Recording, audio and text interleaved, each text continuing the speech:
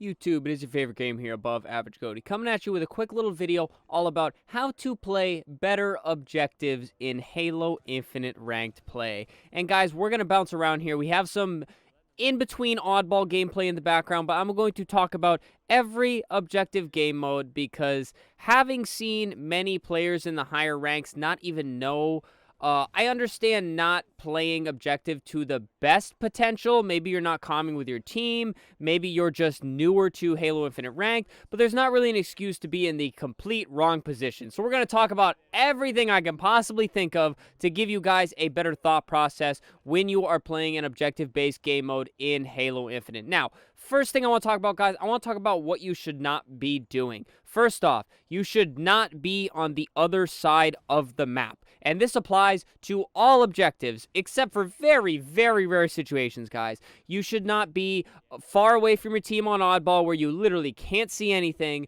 You should not be on the third stronghold that you guys do not have in strongholds.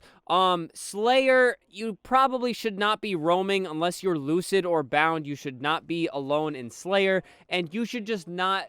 You should be relatively with your team. I do not mean on top of your team, but near your team. We're going to get into that in a second here, guys. But do not be on the other side of the map. Second, do not push an objective solo if the enemy team has 4 players on it, guys. This goes for power weapons even. This goes for pushing out solo on a Slayer. This goes for rushing to pick up the oddball or even going to cap a point in strongholds. Now, yes, you need to secure objective time to win the game. We are all aware of that, but I promise you guys, you running in solo and dying under just about every circumstance in this situation, you will get a lot less time going solo, getting 2 seconds and dying than you would if you waited the 5 seconds for your team to come collapse on the objective and you push it as a full squad. Perfect example here, guys, is that oddball I just looked at sitting in mud. Instead of just running out and picking up that oddball, I'm going to move to the side, put in damage, and put my team in a better position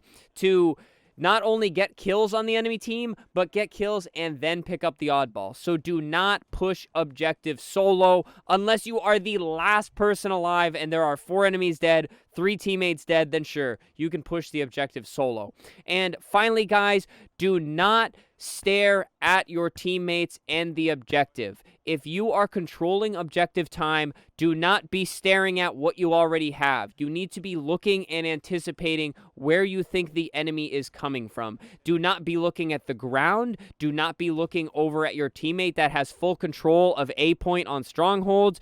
You should not be looking in weird directions. And this goes with my reticle placement video that I just did. You always want to be looking where you think the enemies are coming from. If you're on live fire strongholds and you're holding A and B, guys, you need to be looking at C or at OS spawn because that is where the enemy is going to be spawning and you want to get damage to them as quickly as possible so that you can keep them there. Okay, guys, now what should your thought process be loading into an objective? You just loaded into a fresh objective-based game. It's not a Slayer, so the goal is to play an objective, be it strongholds, oddball, what have you.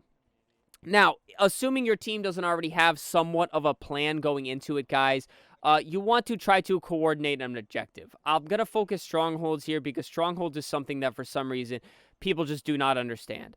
If you spawn on an endpoint, obviously, you want to try to cap B, the middle point. No matter what map you're on, B is the middle point in strongholds. So you're going to collectively try to go there. You, as a teammate, should be focusing the kills before the objective, right? Because it is a very team-based game. It is a very high team shot game. So you're going to try to hold angles such that you can put damage wherever your team needs it. And then once you guys get those kills, you get those cross shots that make the enemy back up, then you can push the point. It is get the kills and then get the objective. At no point will you ever see a pro team just go sprinting at B flag. You'll never see a pro team just go diving on the oddball. Sometimes enemy teams or 2 pro teams will kill the enemy team and shoot at them for a whole minute before they even touch the oddball, guys. You get the kills and then you progress to the objective. Same thing goes for even an objective mode like CTF, guys. You get the kills in the middle of the map,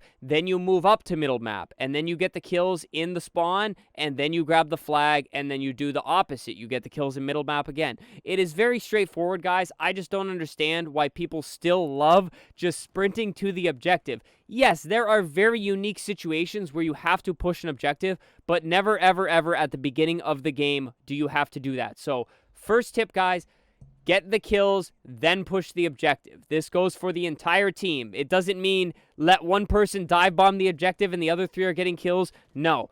Get the kills. Once you get 1 enemy down, 2 enemies down, even if it goes well, 3 enemies down, then you move up to the objective. Now, you've secured the objective. What the heck do you do from there, guys? You hold the objective, all right? And this is simple but also complicated. Obviously, you want to stay on the points. If it is strongholds, guys, you want to separate your team such that you are on the 2 objectives, possibly with some people watching angles between the objectives. You don't have to sit on them like an egg. This goes for oddball as well. You do not have to sit literally on top of the objective. Once you are securing time, this is where team strategy plays a major role, guys. You want to spread out such that you are covering each other's angles. So you as an individual who is playing objective mode and trying to get better, guys, you need to try to put yourself in a position where you can pump the most damage possible and help out as many teammates as possible. By this, I mean, put yourself somewhere maybe where you're in kind of middle ground. Say it's strongholds in between A and B, guys. You don't want to sit on top of your teammates holding that point. You very much want to stay back and just keep an eye out for enemies. And once you see them, shoot them. Because the holder of the objective, guys, has a much easier job holding the objective and sitting there because now they are reacting to the team. They do not have to attack. They're just sitting there. The enemy team has to make the move, and once you have the lead, guys, the enemy team is going to push you, and the more you can sit still and get the kills, the more you can just do well. And I realize it seems like I'm kind of all over the place, guys, but I am getting frustrated with some people I'm seeing in ranked to the point where they don't even understand basic objective play. And I'm not even talking one specific objective. I'm talking every single game mode. So, and finally, guys, I want to say one thing about pushing forwards once you are controlling an objective. And this stems off what I just said about you are reacting to the enemy team. See what the enemy team is giving you. You do not have to push out and see what the enemy team does, because if you do so, guys, you are just going to feed them free kills, you're going to feed them free damage, and it is just going to make it so that when the 4 players spawning up kill you pushing up, they are now pushing up on a 4v3, which, as we mentioned earlier in the video, is when you want to push an objective, when you get the first kill.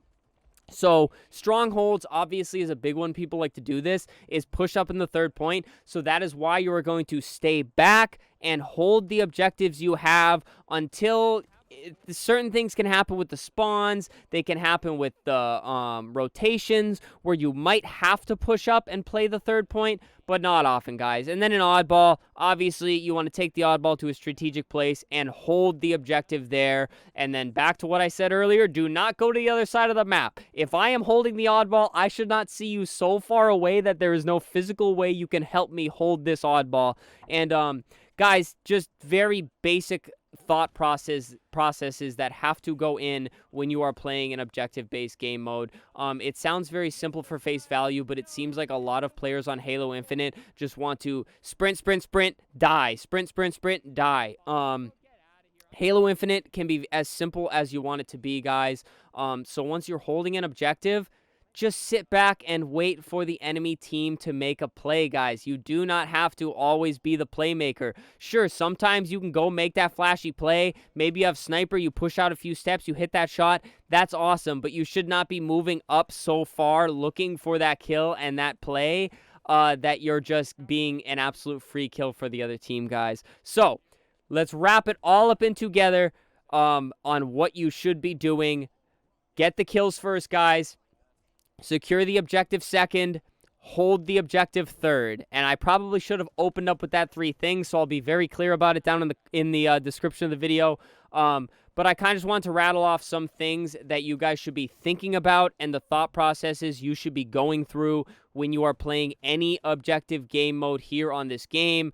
and just kind of use this stuff, guys. Think about what I said in this video, and if you want, maybe I'll do more in-depth videos again on Strongholds, Oddball, Slayer. We'll go through them all one by one, but just coming off a frustrating day of stream, guys, where I'm getting teammates that are kind of getting some kills, but are dying so many times because they just want to push out on the objective every single waking moment.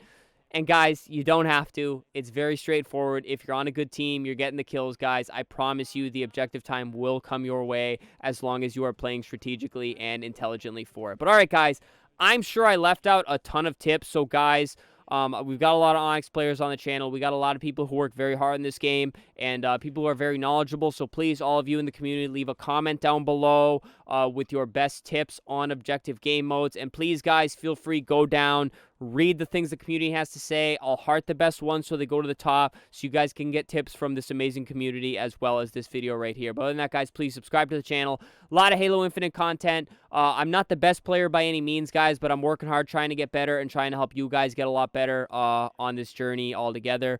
So hit that sub button, guys. Leave a like on the video. It helps out so much. I already mentioned leave a comment. Any questions as well, feel free to put them down there. And then finally, guys, channel memberships, super thanks. It does help out ever so much. Please don't feel like you have to, but it really does help out. And today's my birthday, oddly enough, guys. I didn't want to put it at the beginning of the video being all needy, but it is my birthday, oddly enough, recording this, my 26th birthday. So thank you guys so much for watching. Thank you for all the support. You guys are absolutely an amazing community, and I really can't thank you guys enough for all the support. So that does it for me, guys. Hopefully this helps your objective gameplay, and if not, then I'll do more videos on it and try to help you guys out. But that's it. Stay happy, stay healthy, and stay tuned for the next video, guys.